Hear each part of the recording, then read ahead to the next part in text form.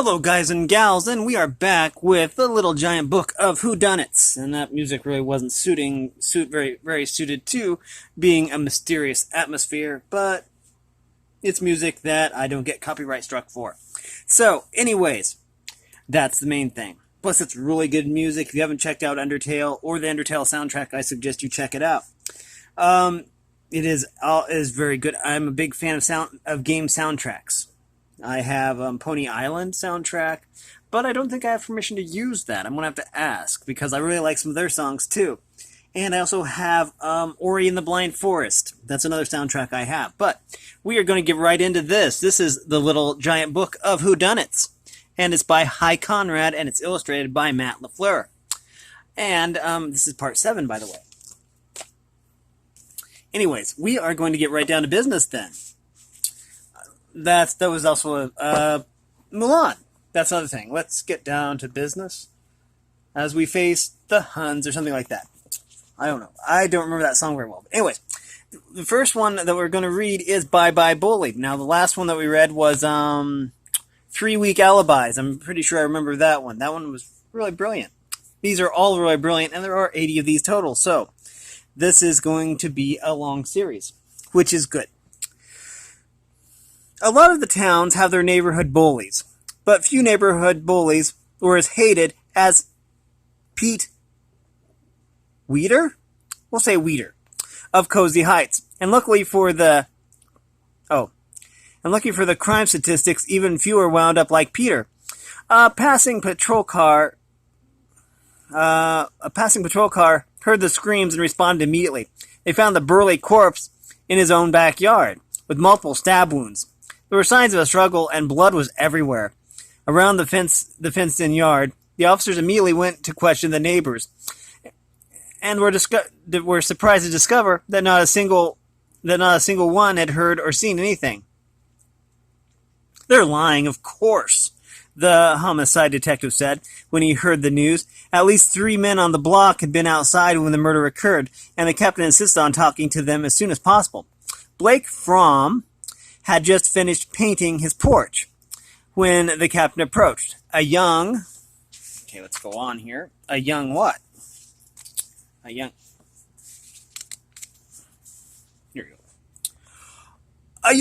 genial man. Blake wiped his hands on his nearly spotless jacket before shaking hands. The captain immediately noticed the cassette player on Blake's belt and the earphones draped around his neck. I've been outside all morning. The porch ceiling took forever. Pete lives 2 doors away. I really didn't hear or see anything, he added apologetically. Nelson Olson had been in his garden right next door to the victim's yard. I was in and out of the house, weeding, planting bulbs for the fall. There was dirt on his hands and under his nails. Inside, I had the air conditioner cranked up. It must have happened when I was indoors. Sorry. Kenny Kitchener's story was even less plausible. I was on a ladder washing my windows, the paunchy middle-aged man admitted. His t-shirt was still wet. The captain could see that Kenny's yard overlooked the victims. I never looked over into Pete Weeder's yard, nor did I hear anything. I had other things on my mind. 2 of those guys are just lying, the captain muttered, protecting the killer. And I know who that is. Who done it, and what clue gave him away? Okay, let's see. We need page 306, but as always, we're going to put a little bookmark in here so we can come back easy. 306. Okay, we went past it. Boy, it's getting a little bit too gusty here. Okay, we had the Emery Emerald. Okay. Bye Bye Bully. It's this one. These are all alphabetical back here, so it's kind of easy to find my way around. I like that. Blake Fromm claimed to have been outdoors all morning painting the porch ceiling, a messy job if there ever was one, and yet his jeans were nearly spotless. The most logical explanation for this oddity is that Blake went inside towards the end of his painting job, changed his clothes, then came out again to finish. Why would he do that? Because his original shirt and trousers were covered in blood. Pete Weeder's blood. Okay, let's move on to the next one. Next we have Maria's Last Clue. Sergeant Vaca had been on the homicide squad for 8 years and had never once run into a deathbed clue. Not once had he heard a dying man blurt out the name of his killer or seen him grab at his St. Christopher medal in order to incriminate a suspect named Chris. Even though he was a devout mystery fan, Sergeant Vaca had begun to seriously doubt that such things ever really happened until now. His captain was still skeptical. Who says this in a deathbed clue? Looks like a bunch of gibberish. The gibberish consisted of 2 words typed on a computer screen. The police had found Maria Consuela alone in her downtown office cubicle. The attractive legal secretary had stayed late to finish typing up a brief and had been rewarded with a blunt object to the head and ribs. There was no sign of forced entry and little sign of a struggle, an indication that she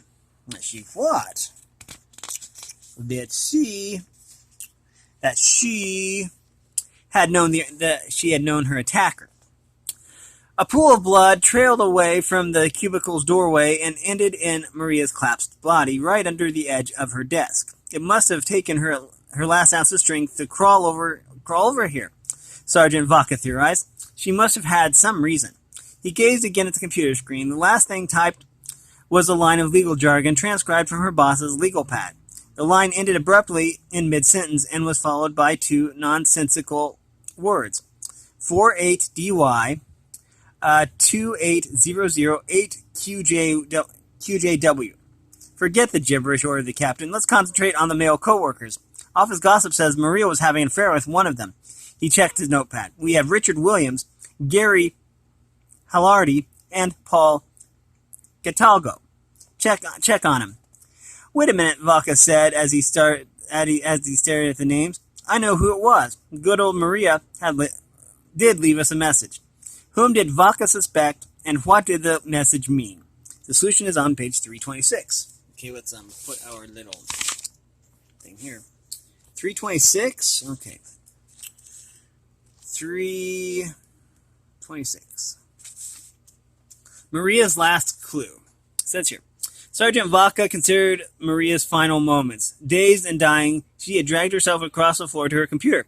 She reached up to the keyboard and, using her touch-typing skills, identified her attacker. But what if she had accidentally placed her fingers on the wrong row of keys? The sergeant performed an experiment, placing his fingers 1 row above where they should be. Then he closed his eyes and typed out the names of the 3 suspects. Within seconds, he had a match. 48DY 2D008QJW equaled Rich Williams. Okay. Next we have... Okay, let me put the bookmark to the side now. 188. Now we have the Telltale Prints. The homicide officers tromped through the morning mud to the main tent of the Big Top Circus. The ringmaster was waiting. He led them around to the rear and pointed to the stacked bags of elephant chow just outside the tent flap. When the officers peered over the top, they saw Ariel Cummings lying face down in the mud. Ariel was in her circus costume, loosely covered in a robe. Even from a distance, the officers could see the welts around her neck. The hand marks were clear on her pale skin. The outline of 2 thumbs pointing down towards her bare shoulders. Strangled, the ringmaster explained needlessly. It poured heavy last night. Started around 2 a.m. This morning I checked for rain damage, and when I found her, that's when I found her. Ariel is our star acrobat. She does a balancing act with her partner, Rudolph. The red-nosed reindeer, maybe. I don't know. I don't think he probably would do the tightrope very well, being on 4 legs. Anyways, okay, this is it. Before approaching the body, the officers checked the wet ground and saw prints of the ringmaster's pointy boots all around the body. The only other footprints were a huge set, at least a size 20, just outside the bags of elephant chow. We need to talk to your clowns. It didn't take long to track the prints to Smiley Cummings, the head clown at Ariel's sour, dry-eyed husband. I kept telling her, you play with men the way you do, and you're asking for trouble. I guess someone finally took her flirting seriously. Ariel's partner confirmed her reputation. As far as I know, it was all just flirting, Rudolph said kindly. Ariel was with me last night after the show, practicing a new trick. We finished up around midnight. Then I guess she went back to Smiley's tent. But Smiley said she never arrived. When she didn't come home, I put on the nearest pair of shoes, clown shoes, and I went out looking. I circled the tent and I didn't see her. Of course, I wasn't looking for her on the ground, hidden behind some bags. The senior officer returned to the rear flap, studying the corpse and the two sets of footprints. It seems clear who did it. Who done it and how did they know? We need page 341 for clarity. 341. Oh, and I forgot to put in the thing. Here we go. Okay. I'm going to put a bookmark in here, as always. There we go. We got the little bookmark thing going on here. And we are going to go right here. Oh, 341 is what they said. 341. The Telltale Prints. The footprints aren't a vital clue. If Ariel had been killed before the rain started at 2 a.m., anyone could have done it and not left prints. The significant prints are the ones on the acrobat's throat. The officer noted that the handprints around the neck were backwards and upside down. The killer had strangled Ariel from above her head as she was facing away. This is nearly an impossible position unless you happen to be an acrobat. Rudolph, a jealous suitor, grabbed her around the throat just as they were practicing a new balancing trick for their act. Okay, that had me fooled. Okay, next up we have the Kidnapping Killer. Hi, Mom. It was Alice Grunwald's voice. I guess you're in the shower. Wait a minute. Someone's at the door. Anyways, I'll see you at 6. The answering machine clicked off, then gave the time of the message, 3:32 p.m. Except if it was an answering machine like mine, it would say 3:32 p.m. Anyways, at 6, Mrs. Grunwald arrived at her daughter's apartment. She was looking forward to dinner and hearing about Alice's boyfriend troubles. When Alice didn't answer, she used her own key. There was no one at home. Mrs. Grunwald's heart stopped when she saw blood on the entry hall carpet, and a note on the table, a ransom note. Mrs. Grunwald immediately called the police, who discovered a large amount of blood in one of the building's elevators. More was found in the basement, leading them to check behind the boilers. That's where they found Alice's body. She had been stabbed once and died almost instantly. The coroner set the time of death between 3:30 and 4. Shortly after, the unknown visitor had knocked on Alice's door. Fernando, the building's janitor, was interviewed. No one came down to the basement while I was on duty. I got off at 5:30. That's no secret. There's a big notice on the lobby saying so. The police soon had a theory. The killer couldn't leave Alice's body in the apartment, nor if he wanted... The killer couldn't leave Alice's body in the apartment, not if he wanted ransom money, and he couldn't remove her through the lobby.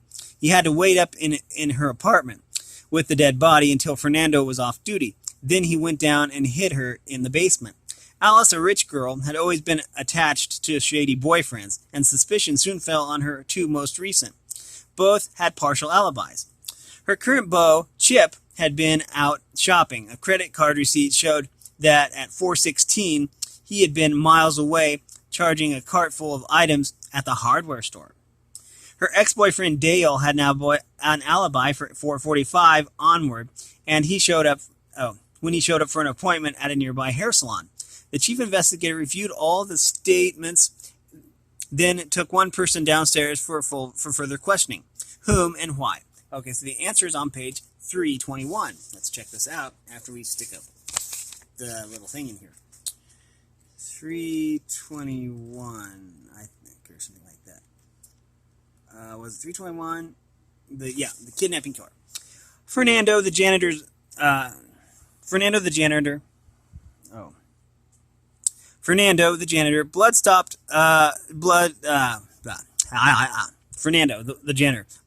flowing shortly after death. If Alice's body had been moved in an hour and a half after the murder, there would have been no large blood stain in the elevator. The blood proves that Alice had been moved from her apartment to the basement shortly after death, and that Fernando must be involved. Fernando eventually admitted to being paid off by Dale, the ex-boyfriend, to assist him in covering up Alice's murder. It had been a crime of passion, and the ransom note was a feeble attempt to throw off the police. Make sure that's... Yep, okay. Next we have... Leave that to the side. The Gypsy Thief. Dahlia shuffled the deck, making the bracelets of coins tinkle on her right wrist. Dealing out the first card, she smiled. "You have good luck," she said, pointing to the Queen of Cups. Marco patted his leather purse. It looked heavy with coins. "I had a good morning at the fair. No one sells like a gypsy."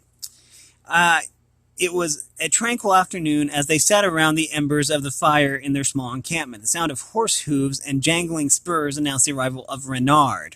Seconds later, Carmen's earrings, as melodious as wind chimes and almost as large, told them that their fourth friend had also returned.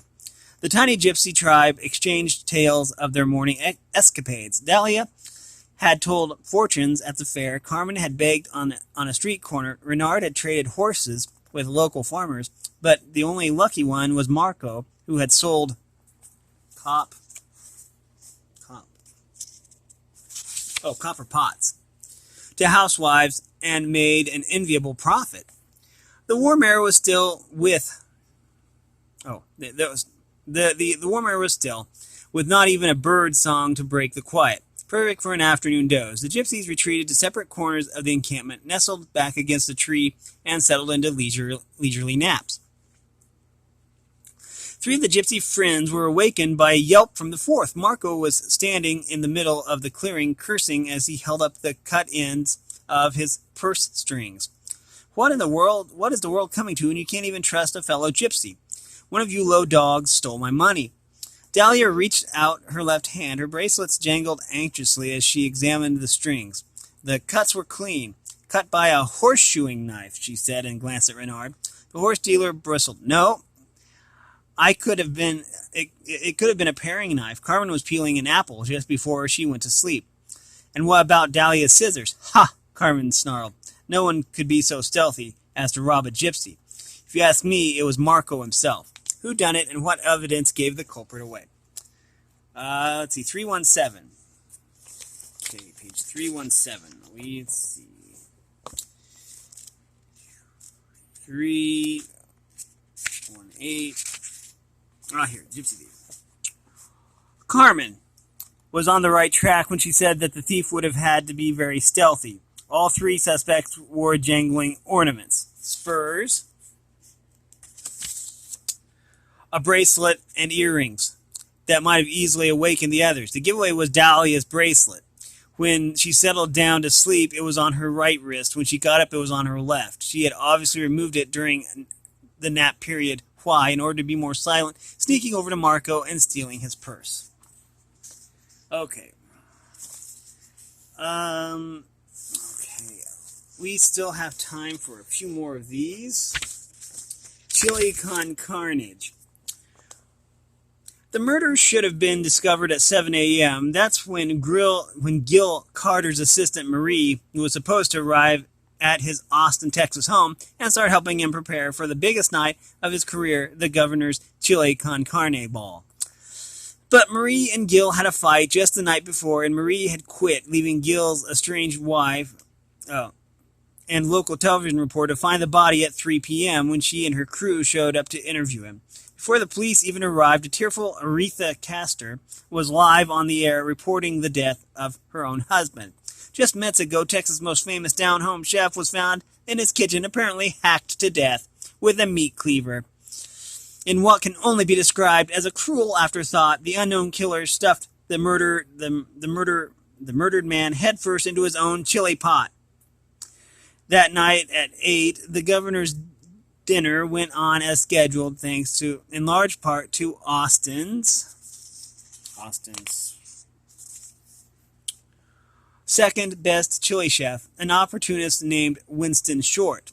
As soon as I heard the news, I threw the pinto beans into soak, mixed in some cornbread mash, and telephoned the governor's office, offering my services. I would have liked to give the spices more time to simmer, but I think we all understand the unfortunate circumstances I was working under. Even as the ballroom full of VIPs was gorging themselves on Winston's savory beans and meat, the Austin police were busy interviewing Marie. Gil was using my family recipe for his chili, the ex-assistant told them. He promised to give me credit in the ball's menu. But last night I found out he hadn't done any such thing. I called him up and quit right over the phone. I haven't been to his house since the day before yesterday. The police reviewed the evidence and brought in a suspect for questioning. Whom and what made them suspicious? In this case, we need page 307 on this one. Let's have a look here. 307. Okay, there's 308. Con Carnage. Winston resorted to murder in order to take Gil's place. That was also the reason behind stuffing him into the chili pot to prevent anyone from salvaging Gil's dinner after he died. Winston had counted on the murder being discovered early in the morning. The late discovery fouled up his plans. In order to prepare homemade chili, one needs to soak pinto beans for at least 8 hours. Winston had to start soaking the beans that morning before the body was actually found, or else they wouldn't be ready. Unfortunately for him, the Austin police commissioner was a chili aficionado and noticed the discrepancy. Okay, now we have the Playboy's empty vase. Okay.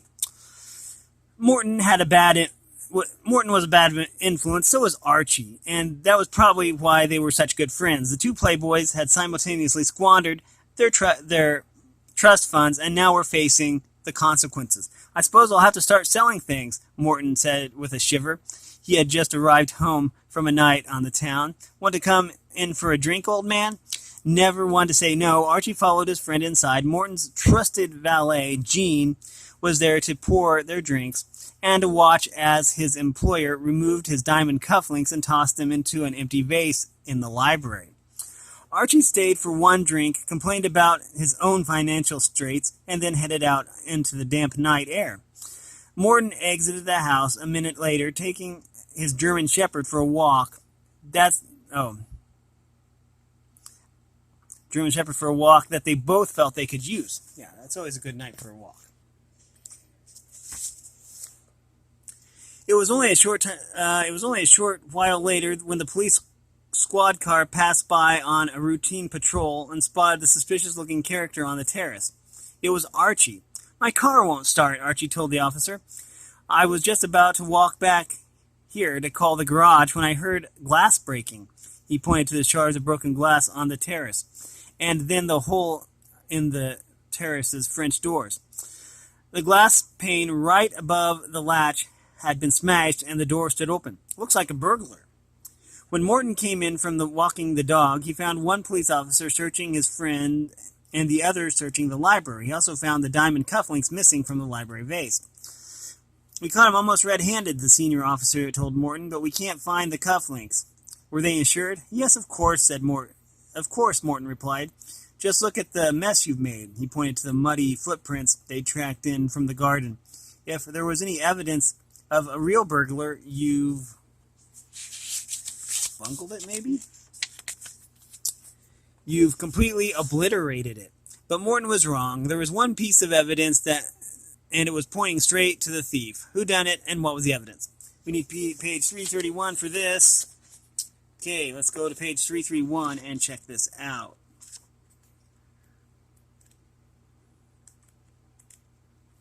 Okay, it's page 332. Okay. The presence of broken glass on the terrace shows that the window pane of the French doors had been broken from the inside of the house, not the outside. At the time of the theft, only one person was actually inside. When the police finally realized the significance of the glass shards, they concentrated on Jean and soon discovered the diamond cufflinks hidden in the valet's sock drawer. Okay. And the last one, for this episode, will be the Emery Emerald. Mrs. Emery was disappointed. She had assumed the dealers at the gem exposition would know how to dress, but the room was filled with fashion mistakes. Rodney Dipp from Boston had on a polyester suit. Not the good, new kind of polyester, but something left over from the 70s. Julia Kidd from Atlanta wore sneakers and something resembling an upscale jogging suit. Even Klaus Braun from Dusseldorf, usually known for his style, was wearing one brown sock and one blue sock. Well, at least I'm maintaining my standards, Mrs. Emery huffed as she laid out her unmounted gems. The display was not as impressive as it had been in years past. The only great gem she had left for sale was an exquisite emerald. She did her best, nestling the brilliant stone in an arrangement of loose gems, aquamarine sapphires of poor color, lowly garnets, and a few bloodstones, hoping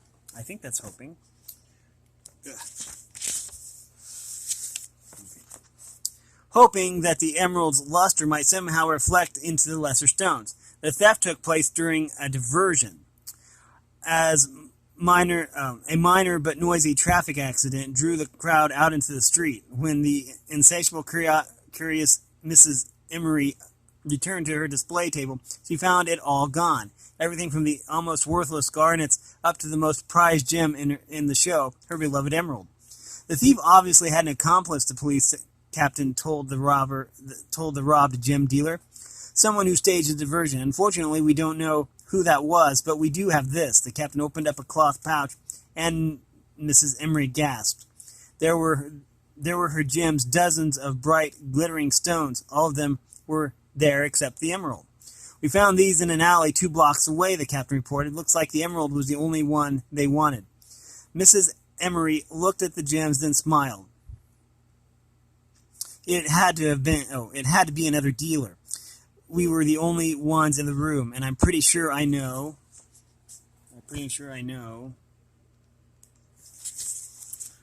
who it was. Whom does she suspect and why? And we're going to look on page 313 after I put it in this bookmark. And on page 313, once I find it, here it is. Page 313. On the surface, the robbery appeared puzzling. Why would the thief go to the trouble of stealing dozens of gems merely to discard them all but one?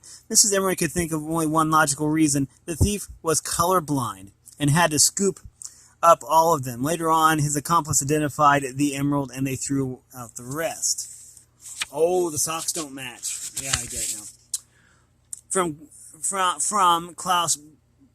Klaus Braun's appearance the day at the exhibition, Mrs. Emery had a good cause to believe that he had trouble distinguishing colors because he had different colored socks.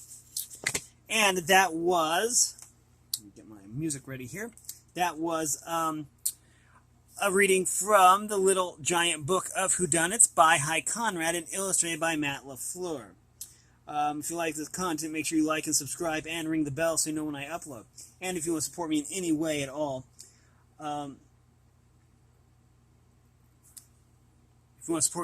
check out the description. And as always, wait for it. Thanks for watching, everyone, and have a great day.